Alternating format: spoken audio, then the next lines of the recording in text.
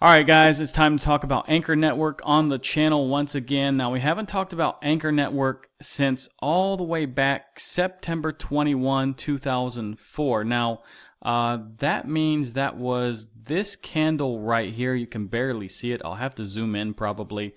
Let me go in. So here is September 21st. It was this candle. Things were looking good back then, guys. We even surged up to, what is it, about 6 cents, maybe almost 6.5 cents, guys, in December. And then we find ourselves in a rut and everything collapsing around us. So today, Ankr is getting a nice little bounce. I'm not sure why, guys, because I have looked at X. I don't see anything in Ankr's X here that would show me, it has some reason to pump, or if anybody knows, please write in the comments. I would love to know. But yeah, basically, I would say this is probably just oversold, of course, first of all. And yeah, I mean, we are trying to take out a couple of weekly resistances here. Right now, at the moment, we do have the, 1.81 cents that we are trying to take out in the weekly time frame today. We are also trying to take out basically about 2 cents here on this second line, or resistance as we should call it. And then we do have this 2.24 cent resistance that we have been rejected off. And we have also shot up to 2.4 cents and gotten a rejection there too. So, for me personally, I would be happy if we just seal a candle over these two weekly resistances. Now, keep in mind, you have to seal basically a candle from Sunday to Monday night. Now, that was last night, but sealing any length of candle over any of these resistances is a start. But I just want to mark these, stronger resistances. Sometimes I'll mark dailies. I like to mark weeklies, of course, because those are, I say, 7 times stronger than a daily. But yeah, right now we have to see where this closes. We do have some 4-hour candles up here, so that is a good sign. 4-hour is probably about the lowest time frame you really want to look at things.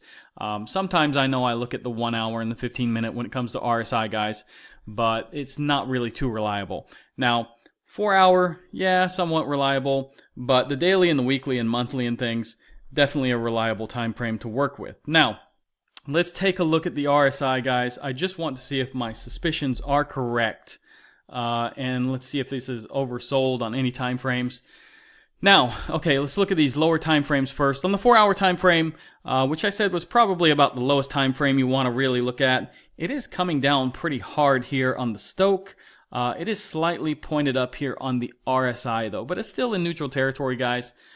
So let's go down to the 1-hour time frame here. Very oversold on the Stoke, so that is actually good to see. Kind of going flat here for a bit on the RSI, but it's in neutral territory, so that's okay, actually. 15-minute time frame, flirting with being overbought here on the Stoke, and just kind of flatlining here on the RSI. Now let's take a look at the daily time frame.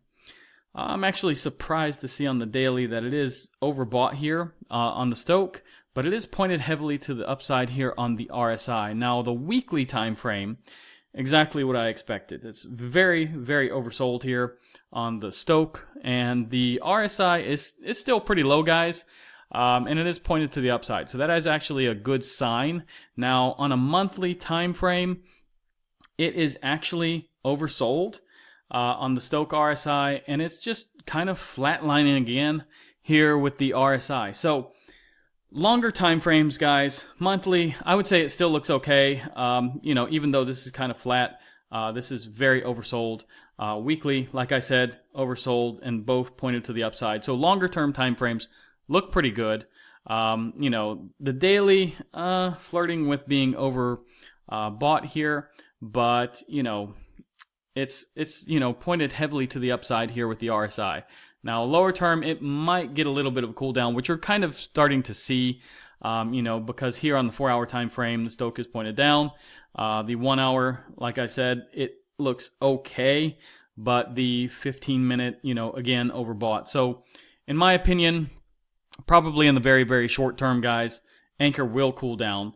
And it's just kind of going flat right now. Maybe it's trying to reset some of these, indicators and things like RSI and Stoke. And yeah, I do think we're going to see another push up to the 2.2 cent range here, maybe in the next day or so. And we're probably going to try again for 2.4 cents as well. Now, taking a look at the tokenomics of Ankr, guys, 10 billion max supply. This is good to see. I do like coins that are under 10 billion. Circulating is also 10 billion here. Recently I just noticed that in xt.com my staking was actually canceled. So maybe there is no more staking rewards because everything is circulating. That could be the reason, guys. So yeah, that's pretty much it. Now you have to buy your Ankr. You can no longer stake it probably. I don't know if anybody is staking any Ankr anywhere, but if you are, let me know.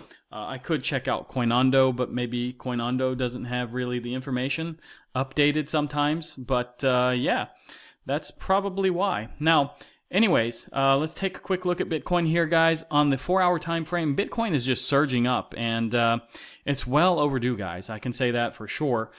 We have gotten the rejection here at 88.7, and we have gone back and touched this line here for support at 87.225.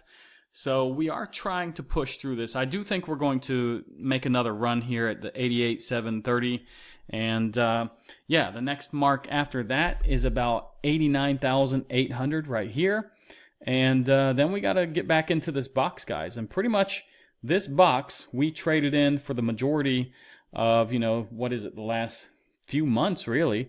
You can see here on my screen, guys, we entered this basically 19th of November. And we exited this, well, really back here on March the 3rd because we did drop out of it, but we did come back in. And actually, well, it would be March 7th right here. We did touch it.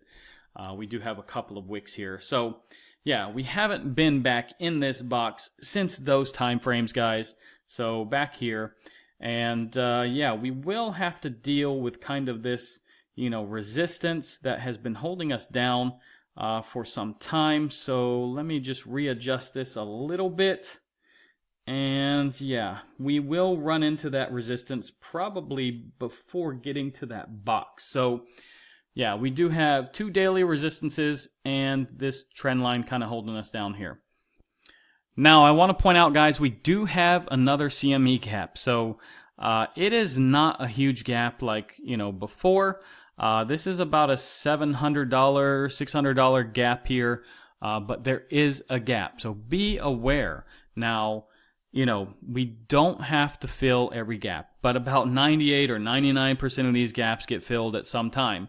And you can see from some of my videos a few weeks ago, when we filled up that gap back at 76,000, guys, I had started talking about that way before we filled it.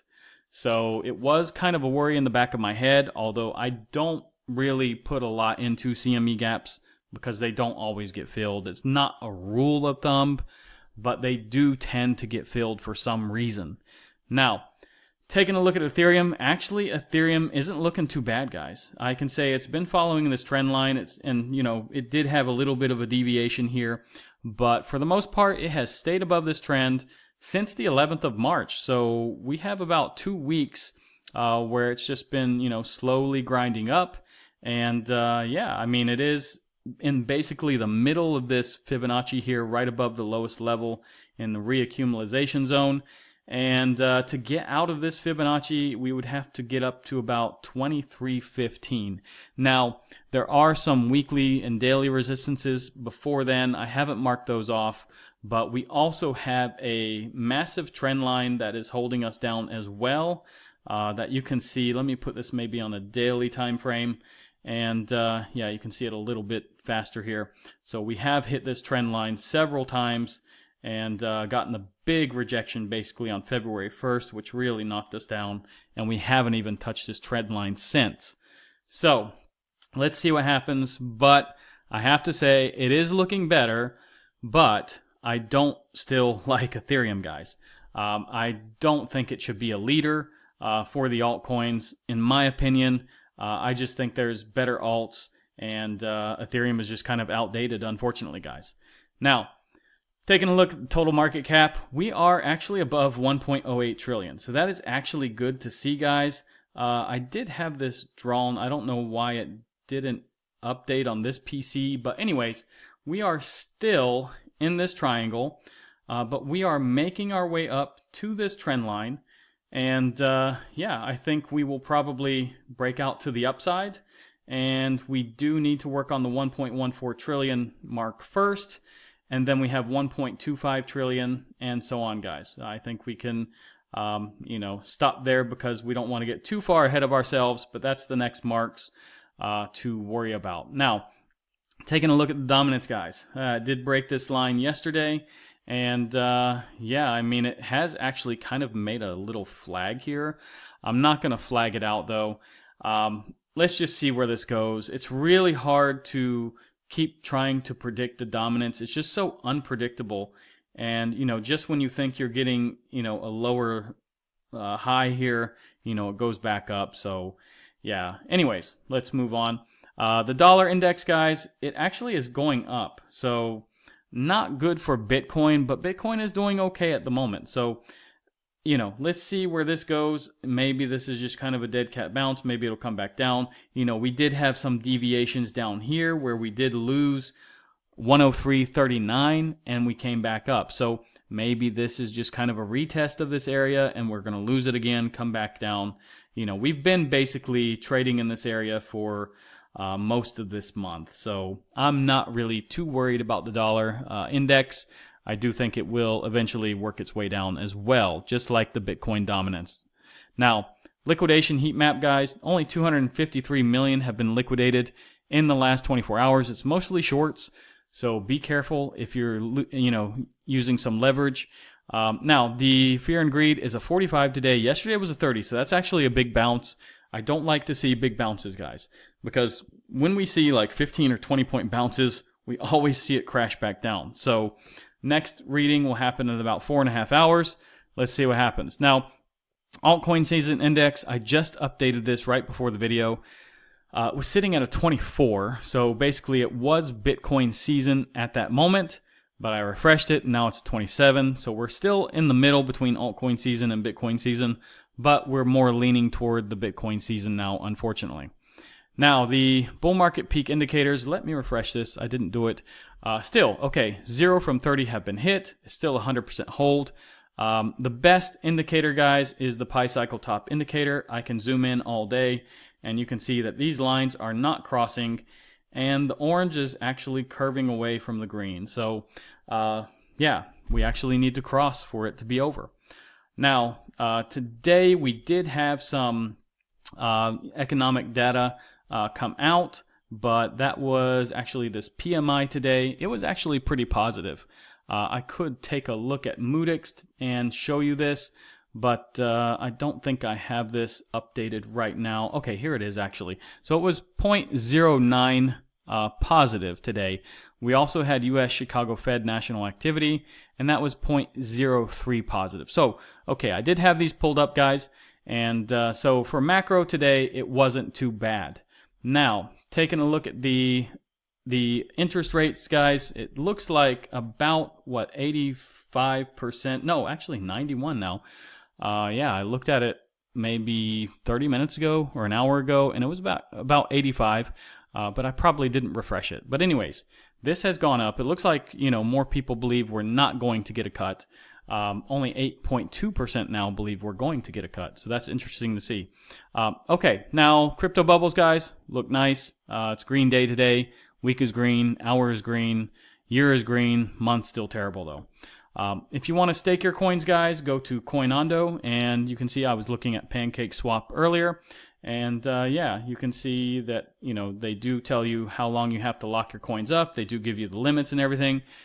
Be careful, read everything, go to that website, check it out yourself before you send coins there. And anyways, guys, if you like this video, like, subscribe, activate the bell, share this video with your friends, and I'll see you guys in the next one.